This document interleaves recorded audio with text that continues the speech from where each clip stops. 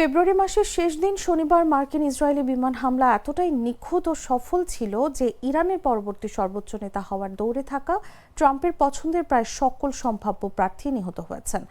মার্কিন সংবাদ মাধ্যম এবিসি নিউজকে দেয়া এক বিশেষ সাক্ষাৎকারে এমন দাবি করেছেন প্রেসিডেন্ট ডোনাল্ড ট্রাম্প।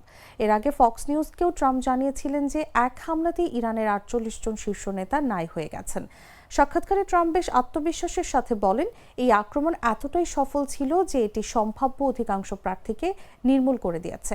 ইরানের নেতৃত্বের জন্য তারা যাদের কথা ভাবছিলেন তাদের কাউকেই এখন আর পাওয়া যাবে না, কারণ তারা সবাই মারা গেছে। তালিকায় থাকা দ্বিতীয় বা তৃতীয় স্থানের ব্যক্তিরাও এখন মৃত। আয়াতুল্লাহ আলী খামেনির কোনো নির্দিষ্ট বা ঘোষিত উত্তরসূরি ছিল না। ট্রাম্পের দাবি অনুযায়ী যদি শীর্ষ সারির সকল ধর্মীয় ও রাজনৈতিক নেতা নিহত হয়ে থাকেন তবে ইরানের অ্যাসেম্বলি অব এক্সপার্টস এক নজিরবিহীন সংকটের মুখে পড়বে।